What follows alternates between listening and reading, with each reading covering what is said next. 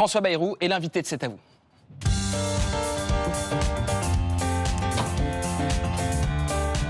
Bonsoir, Monsieur le Premier ministre. Bonsoir. Merci d'avoir accepté notre invitation. Avant de vous donner la parole dans quelques secondes, tout de suite, l'édito d'Yael Gauze.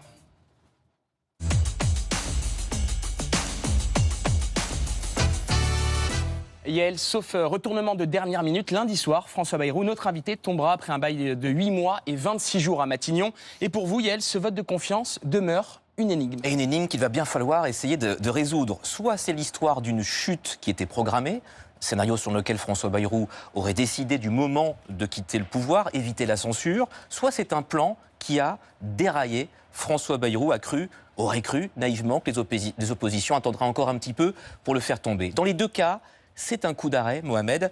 Un Premier ministre bientôt stoppé net dans son action, alors qu'il voulait incarner dans la durée son combat, le combat contre la dette, priorité de ses priorités, on s'en souvient, dès ses premiers mots, lors de son discours de politique générale le 14 janvier à l'Assemblée. Cette dette est une épée de Damoclès au-dessus de notre pays et de notre modèle social. Parce qu'on ne peut pas lui enlever ça à François Bayrou, c'est cette constance, ce combat contre la dette, on peut dire lanceur d'alerte sur la dette, très tôt. Regardez, c'est en 1993. On est dans l'état d'une famille très endettée, et d'ailleurs chacun des Français est endetté pour plusieurs dizaines de milliers de francs, chacun, bébé, adulte et personnes âgées. C'était l'UDF. À l'époque, on parlait en francs. Maintenant, le compteur est en euros et en milliards d'euros. Et le compteur va continuer à tourner avec ou sans lui à Matignon. Vous en parlez déjà au passé comme si vous regrettiez un gâchis, Yael. Disons que François Bayrou ne s'est pas rendu service à lui-même. C'est un euphémisme. Comme s'il s'était lui-même autodissous à force d'accumuler des erreurs et des maladresses. Quelles erreurs et quelles maladresses? Si vous savez que tout est fragile, vous pesez vos mots, vous faites attention à la manière avec laquelle vous vous adressez à vos adversaires, aux retraités, sans qui électoralement rien n'est possible, et aux Français. On ne va pas passer son temps à dire qu'est-ce que vous faisiez au mois d'août, parce que au mois d'août, ils étaient tous en vacances. Tout ça pour le confort des boomers, comme on dit. T'en fais pas, Simone, le bateau flotte encore. Excuse-moi, Jeannot, va voir en Espagne. Après Simone, Jeannot. Faut bien qu'on essaie d'expliquer les choses comme dans la vie. Jojo, regarde la situation comme elle est. Voilà, un peu en roue libre, François Bayrou, est illisible quand il commence à faire des concessions trop tardivement, et j'ai envie de dire à l'envers. Mardi midi, l'Élysée convoque pour un déjeuner l'ensemble des responsables du socle commun, et qu'est-ce qu'il demande à François Bayrou? De tendre la main vers les socialistes, vers la gauche. Qu'est-ce que fait François Bayrou le lendemain matin? Il tend la main au RN en proposant des concessions, une réduction de l'aide médicale d'État pour les sans-papiers. C'est toujours plus facile de refaire le monde dans un édito, Yael. François Bayrou aurait-il pu faire autrement? Oui, ne pas se piéger tout seul avec cet article 49-1, le vote de confiance. Personne ne fait ça sans majorité absolue, ou alors c'est kamikaze, sauf si vous avez négocié en amont, scellé des compromis en amont, ce qui n'a pas été fait. La méthode Bayrou boomerang pour les parlementaires, elle est devenue une sorte de référendum stérile pour ou contre lui. Et en écrivant cet édito, je me suis souvenu, François Bayrou, d'une longue conversation qu'on a eue ensemble. La campagne des Européennes 2009, c'était à Épinal, dans les Vosges. On avait discuté ensemble. Vous m'aviez parlé d'Henri IV, palois et béarnais comme vous, ce roi libre dont vous avez écrit la biographie, réconciliateur d'une France déchirée par les guerres de religion, c'est votre modèle. Et puis sur un ton un peu mystique, je m'en souviens bien, vous m'aviez dit que François Mitterrand, tel une bonne fée sur votre carrière politique, vous avez prédit un destin présidentiel. Aujourd'hui, vous n'êtes ni roi, ni président, mais pour quelques heures encore, Premier ministre. Un demi-siècle au moins de vie politique pour en arriver là. À quoi bon perdre avec panache si votre discours de vérité n'a rien changé au réel? Vous aviez enfin les manettes, mais qu'en avez-vous fait? Tout ça pour ça? François Bayrou, tout ça pour ça, comme vient de le dire Yael Gauze? On est obligé de supporter comme ça des affirmations de quelqu'un qui n'a aucune expérience et qui ne sait pas ce dont il parle et qui prétend que François Mitterrand m'avait prédit un destin présidentiel. Jamais François Mitterrand n'a eu cette conversation avec moi, il en a eu beaucoup d'autres. Et donc votre assurance, votre manière comme ça d'asséner des vérités, vous comprenez pas que c'est gênant pour ceux qui vous écoutent. Ça s'appelle un édito, c'est un regard. Ça ne s'appelle pas un édito, ça s'appelle des affirmations qui sont fausses. Alors, Je ne qu'est-ce vous qui- ai Non, jamais c'est- dit ça. Monsieur le Premier ministre, c'est un édito. Non, et non, Yael mais Gauze ça- affirme des choses, c'est son Excusez-moi. ressenti, et vous avez le droit de répondre, monsieur le Premier Inutile ministre. de défendre Yael Gauze. Comme il attaque, il se défendra bien tout seul. Ça n'est-ce commence pas très bien cette émission. On Bah, est là pour ça commence très... Non, mais vous savez, il y a beaucoup de gens qui aimeraient comprendre les choses On a le temps de le faire. et qui considèrent que lorsque quelqu'un qui, franchement, a peu partagé de ces choses, assène des contre-vérités aussi lourdes. Alors je vais vous dire, moi, pourquoi j'ai fait ça.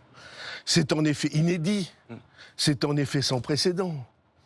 Mais parce que était en train de se passer dans le pays quelque chose dont j'ai conclu que ce mouvement m'empêcherait à coup sûr de conduire la politique Une nécessaire censure pour le dans la pays. foulée, c'est ça que vous expliquez, monsieur le Premier Non, ministre? ça n'est pas ça. C'est j'ai annoncé la situation. On a vu de très nombreuses déclarations de moi depuis mon plus jeune âge. Qu'est-ce qu'on change dans la vie C'est le cas pour tout le monde. depuis mon plus jeune âge, des déclarations, parce que j'ai toujours été alarmé par la situation d'un pays qui se laissait aller à financer sa vie de tous les jours par des emprunts que devront payer les plus jeunes. Oui. Et aujourd'hui, on y est. On a vu monter cette marée-là, et aujourd'hui, on y est, et c'est les plus jeunes des Français qui sont, eux, réduits à devoir trimer pendant des décennies parce qu'on n'a pas fait ce qu'il fallait pour organiser les comptes. Et donc j'ai alerté très tôt, j'ai alerté depuis le mois d'avril dans une conférence de presse importante, j'ai alerté depuis le mois de juillet en présentant un plan, et je me suis aperçu assez vite qu'on était en train totalement de perdre de vue le sujet, Oui. l'obligation dans laquelle nous sommes de tenir compte de ça, que c'était en train de disparaître sur des débats, je ne veux pas dire secondaires, mais seconds, sur des mesures. Est-ce qu'on accepte de travailler des jours fériés? Est-ce que c'est l'année blanche qui est acceptée ou pas? On était en train de perdre complètement, et ma certitude, c'est que s'organisait autour de cette rentrée un mouvement social, qui est un mouvement qui est profondément injuste, parce que on fait croire... Monsieur le Premier ministre, on va revenir sur... Laissez-moi finir la phrase. Oui. On fait croire aux Français que ces décisions étaient contre eux, alors que c'est le seul moyen de les protéger. On va en parler dans quelques secondes de cette décision et, Et du donc vous me ressenti. demandez pourquoi j'ai fait cette vérification, j'ai fait cette clarification, pour qu'on sache si oui ou non il y avait un soutien pour le gouvernement, tout gouvernement, les gouvernements. Oui. S'il y avait un soutien pour remettre les choses en ordre, et s'il n'y en a pas, alors ma présence au gouvernement n'aurait aucun sens. On aura Je 52 ne suis pas là pour enfiler des perles, je ne suis pas là pour attendre que le temps passe, je ne suis pas là pour profiter des avantages supposés du pouvoir, je suis là parce que ce qui menace notre pays est si important, si dangereux et si inéluctable si on ne fait rien, qu'il fallait en effet un électrochoc. Monsieur le Premier ministre, on a 52 minutes pour vous écouter et on a beaucoup de sujets à vous proposer aujourd'hui. François Bayrou, depuis le début de la semaine, vous avez parlé aux 4 chaînes info, à RMC, aux 20h de France 2, à RTL. Aujourd'hui, vous êtes avec nous. Dans un sondage pour Le Figaro, on apprend que seulement 14% des Français ont confiance en vous. Pourquoi vous êtes là ce soir et qu'est-ce que vous avez envie de dire aux Français? Je vous trouve gonflé. Je suis là parce que vous m'avez invité. Et vous avez accepté cette invitation? Excusez-moi. on va dire aux gens, c'est pas moi qui m'invite. Non, pas du tout, mais vous l'avez accepté cette invitation. Vous êtes venu dans mon bureau. Oui.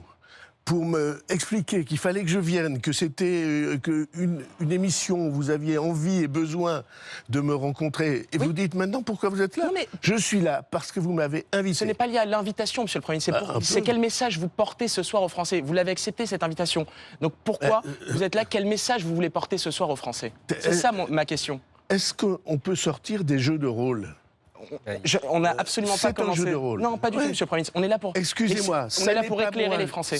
Ce n'est pas moi qui ai voulu venir chez vous. Mais pas du tout. C'est vous qui m'avez invité et vous dites pourquoi vous avez accepté. J'ai accepté parce que je saisis toutes les occasions, sans exception, de pouvoir faire entendre à nos concitoyens ce qui est, hélas, inéluctable. C'était l'objet de ma question. Dangereux et que toute personne de bonne volonté devrait affronter. On est en train, on a vécu ça à d'autres époques de la France, dans les années 30, avant la guerre. On est en train de vivre une situation qui menace l'avenir même du pays et tout le monde sifflote comme si ça n'existait pas. Tout le monde détourne le regard. Tout le monde se sert des réponses qu'on pourrait apporter pour gagner des avantages partisans ou électoraux. Ceci est une situation que un responsable, un citoyen ne devrait pas accepter. Et donc je prends toutes les occasions pour faire face à cette fatalité et à cette dérive. C'était simplement l'objet de ma question, Monsieur le Premier ministre. Elle était mal formulée. Permettez-moi de vous le dire. Mais votre réponse est sans doute meilleure que ma question, selon vous. Vous avez encore des marges de manœuvre, Monsieur le Premier ministre, avant lundi, selon vous ? Des choses à dire aux Français, des annonces ou des capacités de faire changer le vote des députés lundi ? Les annonces, ça veut dire qu'on fait des marchandages. Je ne fais pas de marchandage. J'ai, avec la représentation nationale, les députés s'appellent la représentation nationale, c'est ceux qui sont envoyés à l'Assemblée nationale pour porter le regard et la parole des Français. On espérerait que les députés puissent se libérer des mots d'ordre des partis politiques dont vous avez entendu, qui sont dans une situation tout à fait éclairante. Ils ont tous décidé qu'il ferait tomber le gouvernement. Oui. Et en même temps, ils sont d'accord sur rien. Au contraire, ils sont en haine les uns avec les autres. Une situation d'opposition haineuse. Les injures d'un bout à l'autre de l'hémicycle. Ont-ils quelque chose en commun ? Rien. Autrement dit, quand vous voyez ça, Monsieur le Premier ministre, vous vous dites pas j'ai fait une bêtise. Peut-être que je n'aurais pas dû demander ce vote de confiance. Je ne crois pas ça. Je pense qu'il y a des moments où il faut des électrochocs. Il y a des hommes politiques très importants, très grands dans l'histoire. De Gaulle a fait ça. C'est-à-dire que il venait de libérer la France. C'était pas tout à fait rien. Et il avait commencé le redressement du pays. Et au moment où, au bout d'un an, à peine un an et demi, où ce commencement de redressement du pays s'est installé, il constate que les forces politiques ne lui permettront pas de faire son travail. Il a eu plusieurs votes où il a vu que c'était pas possible de mobiliser la bonne volonté. Et vous ne Alors vous y qu'a-t-il attendiez fait pas avant ? C'était prévisible, non, que les autres partis ne se mettent pas en accord? Eh bien, c'est peut-être une naïveté de ma part. Je crois toujours que, comment dire, la bonne foi, l'honnêteté, le sens de l'intérêt général peuvent l'emporter. Et je le crois encore. Jusqu'au moment du vote, je plaiderai ça. Parce que jamais, à mes yeux, dans l'histoire, il n'y a eu une situation aussi claire et aussi impressionnante. Une situation aussi aveuglante. On est un pays, on est un bateau qui a un trou dans la coque et le bateau s'enfonce peu à peu. Et qui paye pour essayer que le bateau flotte encore? C'est les plus jeunes. Je vous propose de les écouter, les plus jeunes, Monsieur le Premier ministre. Je m'appelle Boubacar, j'ai 25 ans et je suis chauffeur privé. Monsieur Bayrou, j'ai une question pour vous. Est-ce que, pour vous, les jeunes Français peuvent avoir confiance en vous? C'est la question qu'on se pose, nous les jeunes, moi en particulier. Vous répondez quoi à Boubacar, Monsieur le Premier ministre? C'est une génération sacrifiée? Il dit exactement ce que j'ai annoncé, avancé, et qui a fait des polémiques, comme vous savez. Les boomers. Ça m'a beaucoup ému quand j'ai fait cette déclaration sur les jeunes, sur qui on allait surcharger tout le poids des négligences des autres. Et j'ai reçu plein de messages de jeunes qui disent « Nous, génération sacrifiée ». Ils vous ont écrit à Matignon, comment ça se passe? Ils vous écrivent Ils m'écrivent, il y en a qui m'appellent au téléphone, il y en a qui parlent à mes enfants, il y en a qui m'envoient des SMS, voilà. Et donc, ils ont le sentiment d'être une génération qui n'a aucun avenir. Ils pensent tous, par exemple, qu'ils n'auront pas de retraite. C'est absolument général. Ils savent la difficulté pour trouver un CDI. Si vous n'avez pas de CDI, vous ne pouvez pas acheter un appartement ou... ils ont beaucoup de mal à se loger parce que le logement est dans une crise considérable. Quand ils sont étudiants, ils ont du mal à trouver un logement étudiant. Pardon. Et de surcroît, il y a de très grandes difficultés à trouver son orientation à l'université. Vous savez bien quelle est la panne du système éducatif en France. Et cela, sans leur dire, de manière subreptice, dissimulée, on est en train d'accumuler une charge sur leur dos qu'ils vont devoir traîner pendant 30 ans. Qui le dit? Avant moi, qui l'a dit? Mais vous avez aussi plein de boomers, comme vous les avez appelés, qui aident ces jeunes, mais qui aident leurs petits-enfants, leurs enfants, cas de coup dur. Et c'est bien. Et c'est bien. Il y en a plein. Et c'est bien. Mais ils le font alors qu'ils ont laissé monter une montagne de dettes. Ils ont laissé les gouvernants qu'ils avaient élus, les gouvernants qui s'exprimaient en leur nom et les gouvernants qui s'exprimaient pour eux. Ils ont laissé monter une montagne de dettes sans le dire aux plus jeunes. Il y a pire. Il y a ceux des boomers, je ne suis pas tout à fait le seul boomer de la vie politique française, qui incitent les jeunes à manifester pour qu'on augmente encore la dette. C'est génial, non? Chacun se reconnaîtra. Jean-Luc Mélenchon. Par exemple.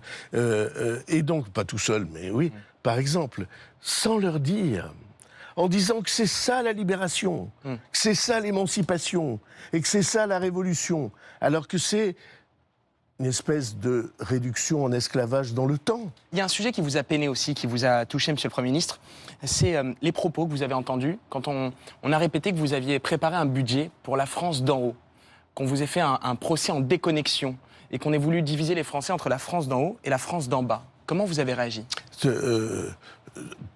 Personne n'a dit ça vraiment, mais vous avez raison de dire que pour moi, cette perspective ou cette menace est insupportable. Toute l'histoire de ma vie, c'est l'histoire de ceux qui viennent d'en bas pour acquérir des responsabilités.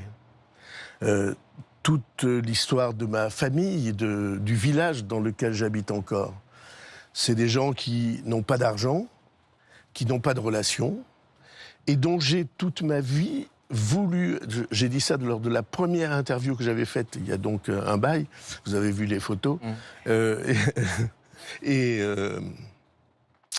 toute ma vie, j'ai voulu être leur défenseur. Alors pourquoi le budget 2026 repose exclusivement sur des efforts classe moyenne, classe populaire, principalement? Pourquoi vous répétez continuellement des choses fausses? C'est pas faux. Ben si, c'est absolument faux. J'ai dit le 15 juillet, et vous le trouverez, j'ai répété hier encore, qu'il faut une contribution spéciale des plus aisés, des plus favorisés, et j'ai même dit que cette contribution spéciale, elle devait toucher les...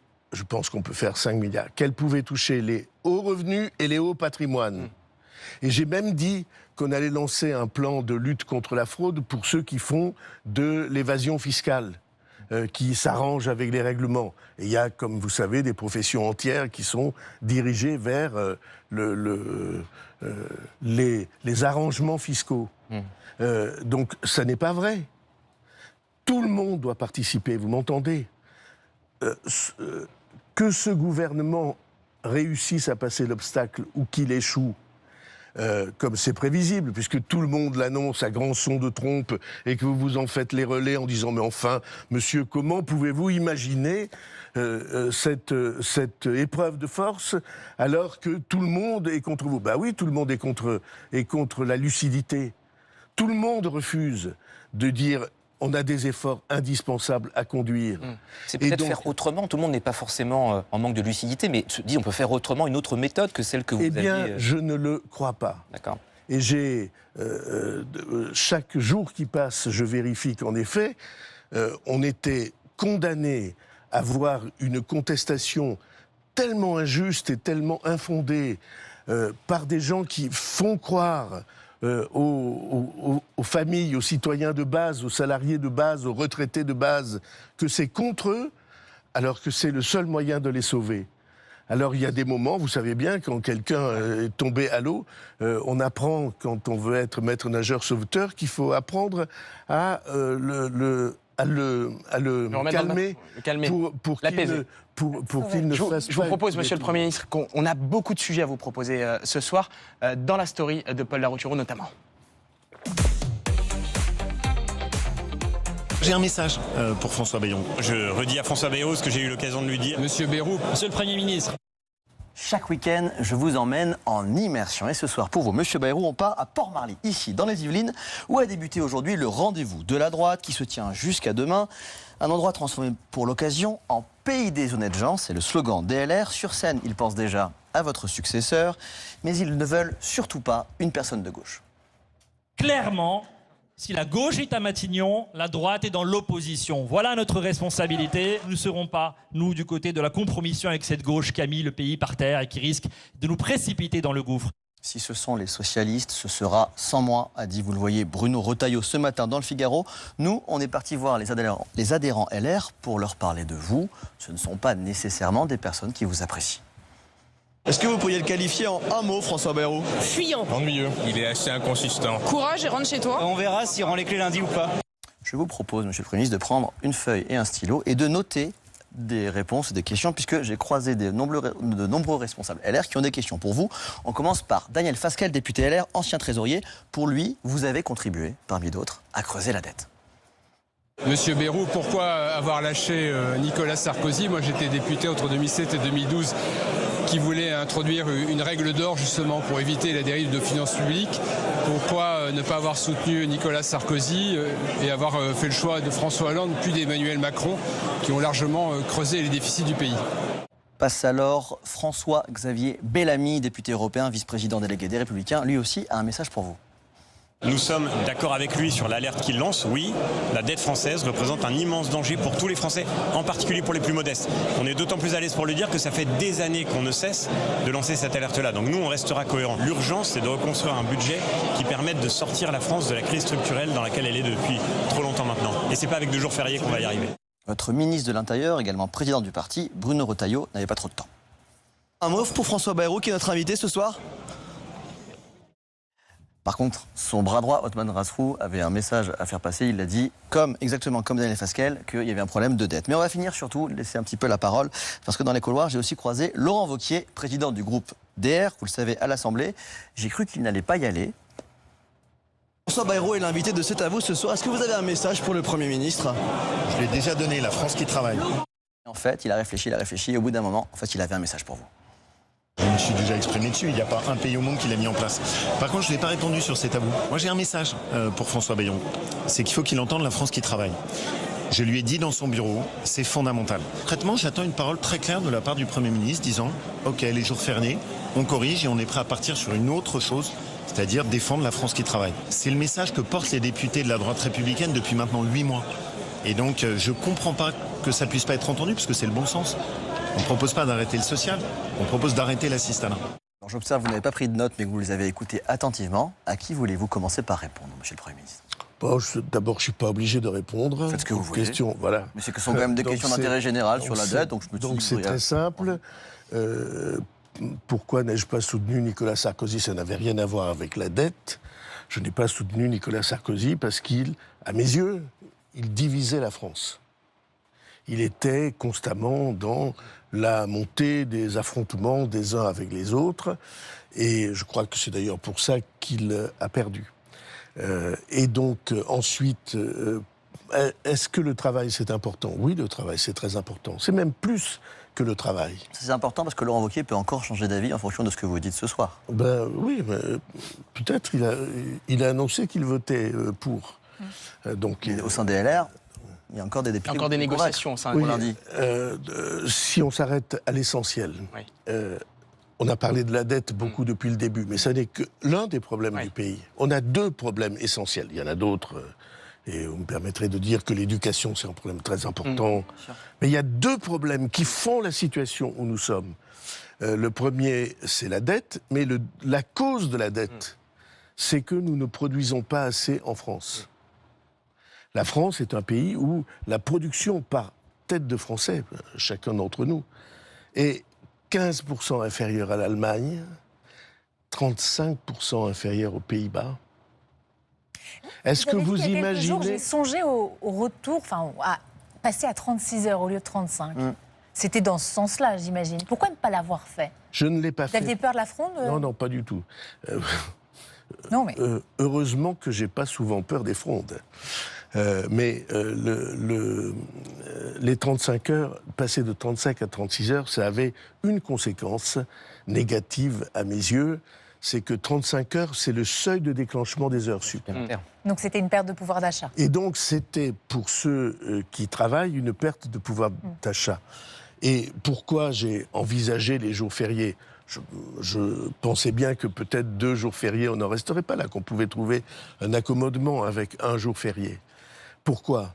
Parce que j'ai dit que la question, c'était de produire plus. Et quand vous êtes dans un pays où les jours fériés, tout est fermé, si on passe à un jour férié où tout est ouvert, alors c'est la production du pays qui augmente. Vous avez proposé 2 en pensant déjà que 1 c'était bien, c'est ça? Non, j'ai pensé que ça serait une polarisation et qu'on pourrait négocier après.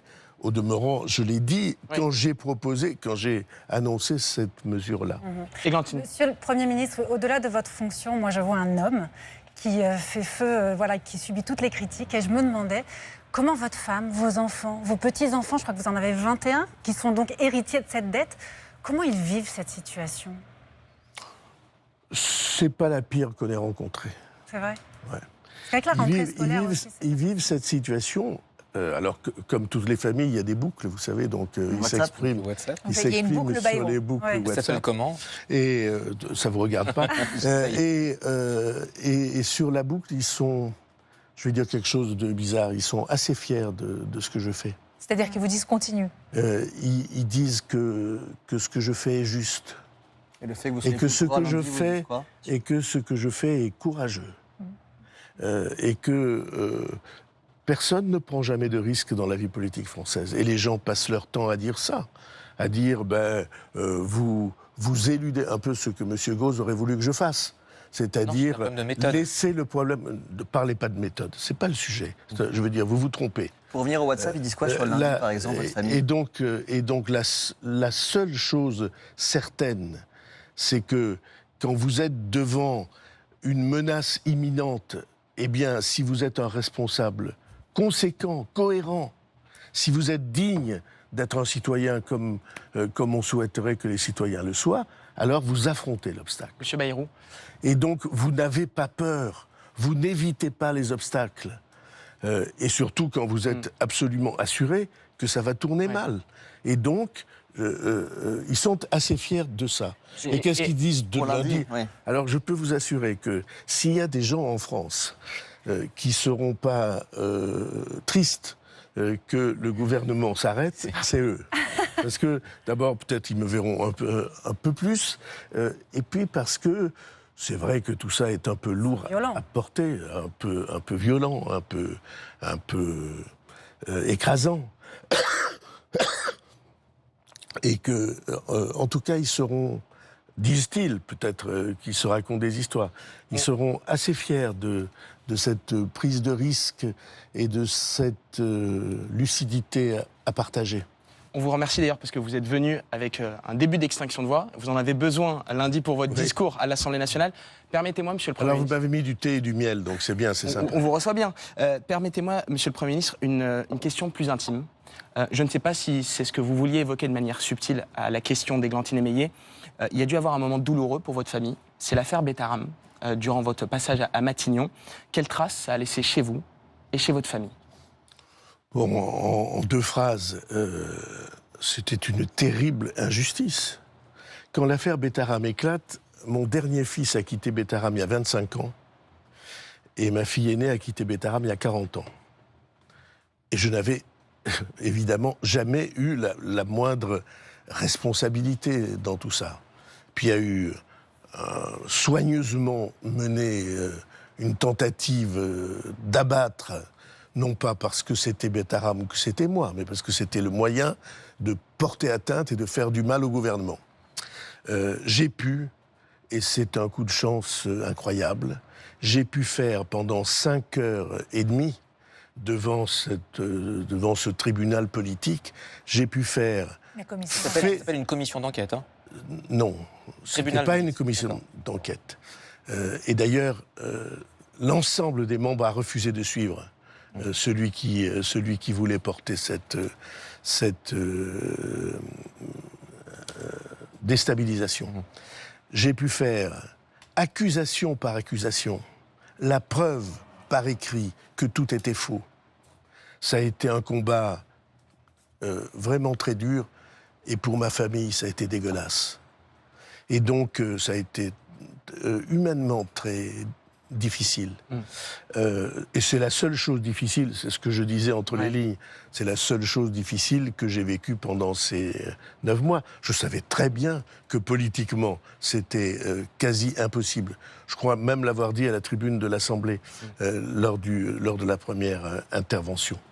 Et bien évidemment, j'imagine que vous partagez mes propos, mais on a une pensée pour toutes les victimes de Betaram.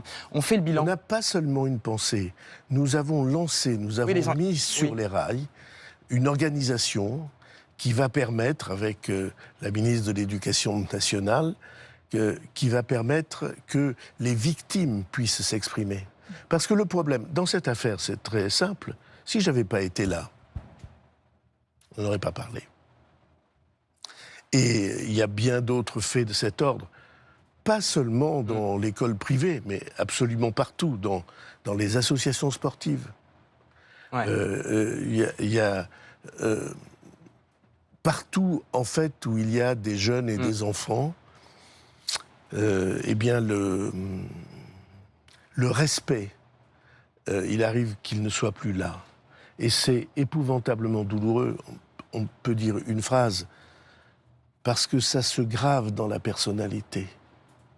Et que toute la vie, même si on l'a oublié, c'est ça qui est incroyable. Oui. Et deuxièmement, ce qu'a défendu l'une de mes filles, c'est qu'on ne peut pas parler. Même si vous êtes là, même si vous voyez... Alors, c'est vrai pour ces écoles, c'est vrai pour l'inceste dans les familles. On se doute, mais on n'a pas envie de... C'est vrai pour les violences domestiques, notamment à l'égard des femmes. On ne parle pas, et probablement parce que c'est très difficile de parler. Elle l'a fait de manière très courageuse sur notre plateau, votre fille, d'ailleurs, Monsieur le Premier ministre. Monsieur le Premier ministre, on passe au « tu préfères ».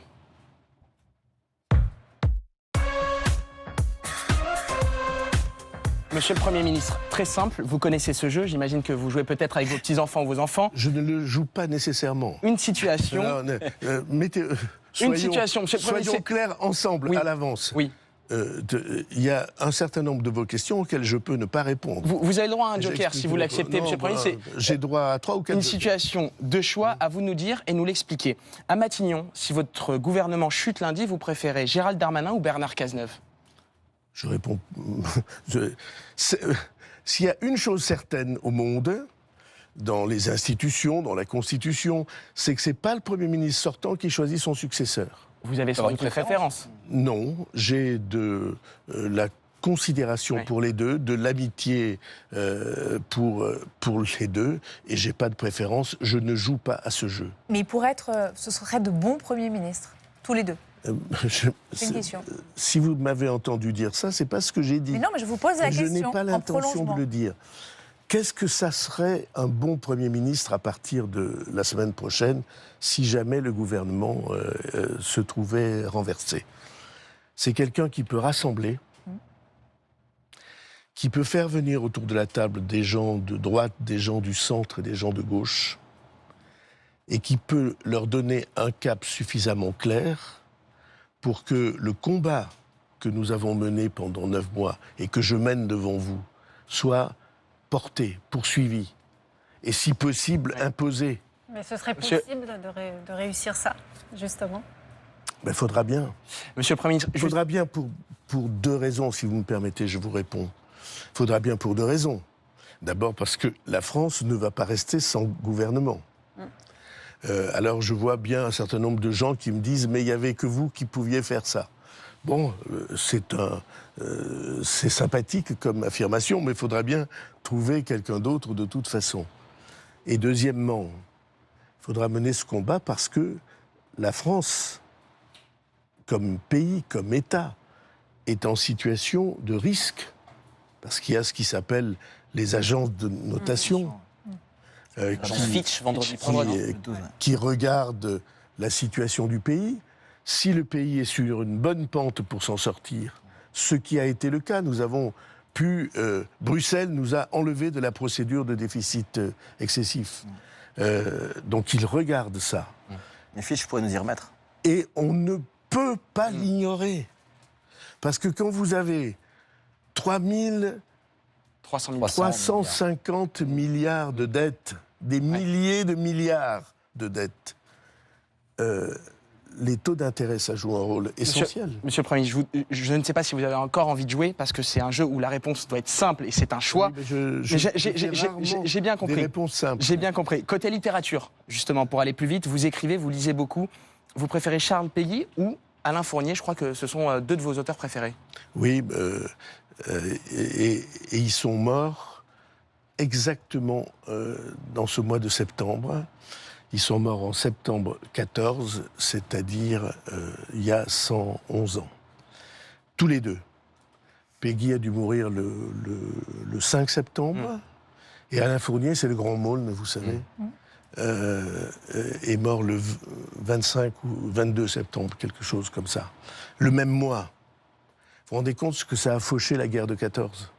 Les plus grands esprits, les plus jeunes, les plus généreux, les plus brillants. Le grand Maulne, Alain Fournier devait avoir 27 ans, quelque chose comme ça, et Péguy avait 41 ans. Vous hésitez à choisir, là, entre les deux. Non, j'hésite pas. Pour rêver, le grand Maulne, c'est génial, mais Péguy, c'est l'auteur de ma vie, de toute ma vie. C'est l'homme qui a eu une vision, une compréhension du monde, une pensée et une langue absolument hors du commun. C'est un homme qui a tout vu dans les premiers jours du siècle qui s'ouvrait. Vous avez commencé à écrire sur Matignon, là? Vous avez envie d'écrire Matignon? Vous écrivez? On verra, j'écris tout le temps. Monsieur le Premier ministre, en 2027, dans le bloc central, vous préférez Édouard Philippe ou François Bayrou à la candidature de la présidence? Franchement, le second, je ne crois pas du tout que ça soit la solution. Oui, non, c'est une plaisanterie. Candidat à Pau, par contre, c'est sûr, Pau, la campagne à... Je ne me suis jamais exprimé sur la candidature à Pau et je ne le ferai jamais dans un cadre de médias national. Quand j'aurai à parler à mes concitoyens, je leur parlerai chez nous. Qui gagne le rugby, les Palois. Hein. Oui, ils ont gagné ce soir. De gagner contre Castres. Merci beaucoup, Monsieur le Premier ministre. Ce qui est formidable. Monsieur le Premier ministre, vous restez avec nous. On a encore plein de sujets à vous proposer dans le 5 sur 5 d'Amandine Bégaud.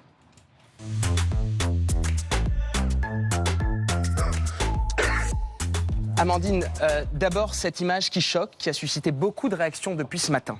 Oui, l'image d'un policier en train de gifler un jeune homme. Alors cette vidéo, elle a été postée hier soir par un député LFI, postée sur les réseaux sociaux. La scène a été filmée par un habitant depuis son balcon. Elle aurait eu lieu le 28 août dernier à la Plaine Saint-Denis. Banal contrôle de police a priori, mais très rapidement le ton monte et l'un des 3 agents gifle alors la personne contrôlée.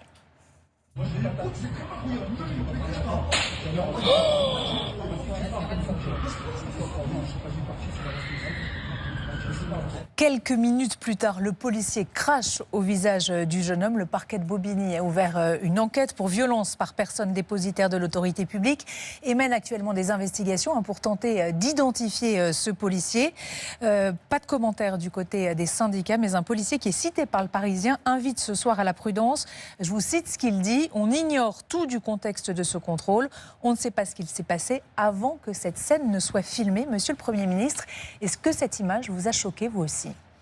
D'abord, je ne vois pas bien. Je ne sais pas si... On a souhaité flouter les images, le policier et la victime. Donc voilà, personne je ne vois pas bien. Alors, si les faits se sont passés comme vous dites, c'est inacceptable, et il y aura une enquête, et il y aura sanction. Et c'est normal. Peut-être un mot simplement, parce que les policiers, ils sont l'objet perpétuellement d'injures, d'agressions, de toutes les mises en cause possibles. Or, on a besoin d'eux, et eux, ils risquent leur vie pour nous. Tous les jours. Tous les jours. Et donc, j'essaie, quand il y a des événements comme ça, de prendre en compte aussi le fait des risques qu'ils prennent et des pressions qu'ils subissent. Mais inacceptable, et si c'est ça, sanction. À Paris, ce rassemblement en hommage à la directrice Caroline Grandjean. 100 à 200 personnes qui ont manifesté hier soir devant le ministère de l'Éducation nationale. Rassemblement à l'appel de plusieurs associations LGBT, 5 jours après le suicide de cette directrice d'école du Cantal. Elle dénonce, ces manifestants, le manque de soutien et d'accompagnement des institutions.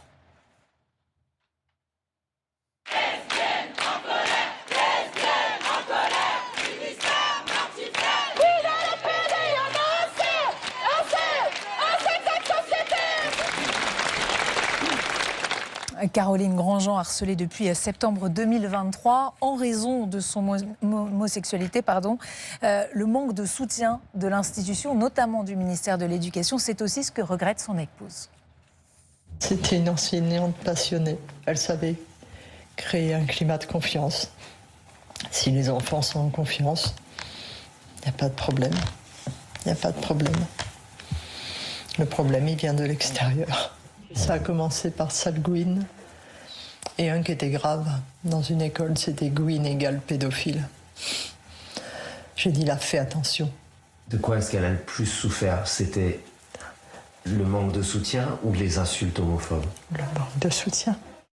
Les obsèques de Caroline Grandjean ont eu lieu jeudi dans le Cantal, là où elle vivait. François Bayrou, le ministère de l'Éducation nationale a-t-il failli dans cette affaire? Sans doute, mais sans doute tout le monde a failli. Je suis, toute ma vie, mes amis le savent, obsédé par la solitude. Moi, c'est cette jeune femme qui me crève le cœur. Elle a été toute seule, elle a été en but à des insultes et sans doute pensait-elle que les insultes étaient reprises par tout le monde et parfois c'est seulement isolé. Et elle y a laissé la vie. Après avoir d'ailleurs fait déjà une tentative de suicide, si j'ai bien fait ça le jour de la rentrée scolaire. Si j'ai bien lu les journaux. Et c'est un message. C'est un message à l'institution, c'est un message aux parents, c'est un message au village. C'est un message dramatique. C'est le pire du pire. Et on devrait, dans notre société, mettre en place tous les éléments pour qu'il y ait un recours à la solitude. Mais ce n'est pas seulement vrai pour ce drame-là, mais un enfant harcelé dans la cour de récréation et qui se suicide, harcelé sur les réseaux sociaux et qui se suicide, c'est exactement le même mécanisme. Et si une société n'est pas capable d'entourer, en prévention aussi, ben c'est une société qui fait pas son travail. Et donc cette jeune femme, moi ça me crève le cœur. Voilà. Monsieur le Premier ministre, à l'international, la guerre en Ukraine, et c'est l'une des images de la semaine, cette réunion à l'Élysée, Amandine. Sommet de la coalition des volontaires, organisé autour d'Emmanuel Macron et de Volodymyr Zelensky. 26 pays, dont la France, se sont officiellement engagés à envoyer des troupes sur le sol ukrainien en cas de cessez-le-feu. Une force de réassurance pour éviter toute nouvelle attaque russe. Emmanuel Macron qui doit s'envoler le 21 septembre prochain pour les États-Unis pour cette fois une conférence au siège des Nations Unies au cours de laquelle il devrait officiellement reconnaître l'État de Palestine. Notre objectif, c'est quelque part en juin avec l'Arabie Saoudite de présider cette conférence où on pourrait finaliser le mouvement de reconnaissance réciproque par plusieurs. Une conférence sur Gaza à New York pour donner un nouvel élan à la reconnaissance d'un État palestinien. Nous sommes convaincus que la réponse ne peut pas être que sécuritaire, elle doit être politique. Et donc la création d'un État palestinien. Je crois à la nécessité d'unir nos voix pour reconnaître un État de Palestine. Ça fait des mois, et on le voit très bien avec ce montage, que le président annonce cette reconnaissance, quitte à se fâcher avec Israël, puisqu'il est désormais persona non grata. Marco Rubio, le secrétaire américain, a accusé la France cette semaine de faire le jeu du Hamas. Monsieur le Premier ministre, est-ce que vous soutenez le président dans sa démarche? Oui, bien sûr. Je ne pense pas qu'on puisse trouver des responsables politiques qui aient aussi continuellement que nous l'avons fait soutenu la sécurité d'Israël, et plus encore, j'ai fait un discours au CRIF pour dire ça, plus encore la part que le monde juif a apporté à la France. Vous n'avez pas peur que ça cristallise encore un peu plus des tensions qui sont réelles sur notre sol? Est-ce qu'on peut se taire devant ce qui se passe à Gaza? Vous avez vu le nombre de responsables israéliens. Elie Barnavi, ancien ambassadeur d'Israël en France, vraiment une personnalité éminente.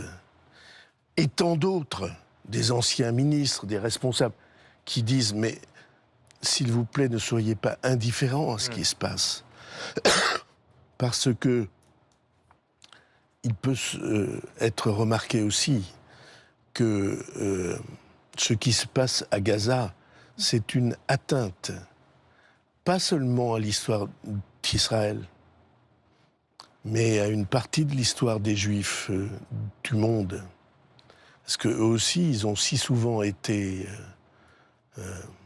humiliés, massacrés, écrasés.